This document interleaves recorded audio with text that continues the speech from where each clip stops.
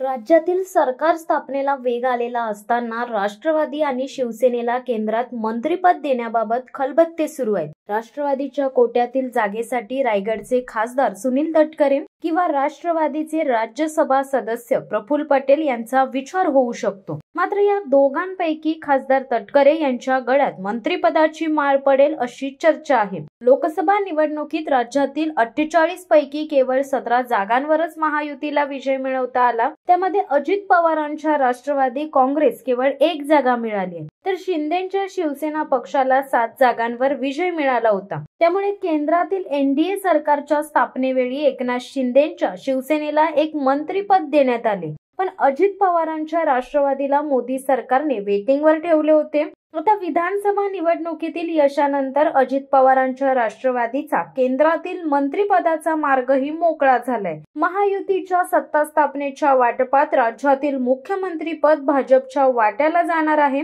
त्यामुळे शिवसेना व राष्ट्रवादीला उपमुख्यमंत्रीपद व इतर महत्त्वाची खाती देण्यात येतील असे समीकरण सध्या पाहायला मिळत आहे। त्याचसोबत या दोन्ही पक्षांना केंद्रातही मंत्रिमंडळात स्थान दिले जाणार आहे। केंद्रीय मंत्रिमंडळाचा विस्तार होताना अजित पवारांच्या राष्ट्रवादीला एक मंत्रिपद देण्यात येईल। त्यामध्ये राष्ट्रवादीचे खासदार सुनील तटकरे किंवा प्रफुल्ल पटेल यांना संधी मिळण्याची शक्यता आहे। यामध्येही सुनील तटकरे हे राष्ट्रवादीचे एकमेव जनतेमधून निवडून आलेले खासदार आहेत, तर पटेल यांना याआधीच फेवर करत राज्यसभेवर पाठवले आहे। त्यामुळे नैसर्गिक न्यायाने राष्ट्रवादीकडून सुनील तटकरे यांना मंत्रिपद मिळेल अशी चर्चा सुरू आहे। शिवसेना शिंदे गटालाही आणखी एक मंत्रिपद केंद्रात दिले जाणार आहे। एकनाथ शिंदे यांनी मुख्यमंत्री पदावरील आपला दावा सोडल्यामुळे भाजपच्या मुख्यमंत्री पदाचा मार्ग मोकळा झालाय। त्यातच केंद्रातील भाजपकडून शिवसेना व राष्ट्रवादीला केंद्रात स्थान देऊन नाराजी दूर केली जाणार असल्याचे समजते।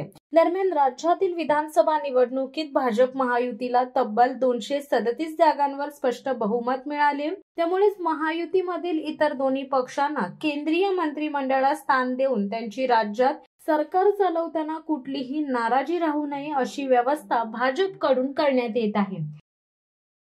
शिवसत्ता टाइम्स न्यूज ब्युरो रायगड। दे धडक बेधडक वृत्त देणाऱ्या आपल्या शिवसत्ता टाइम्स न्यूज चॅनलला लाल बटन दाबून सबस्क्राईब करा आणि बेल आयकॉनला क्लिक करायला विसरू नका।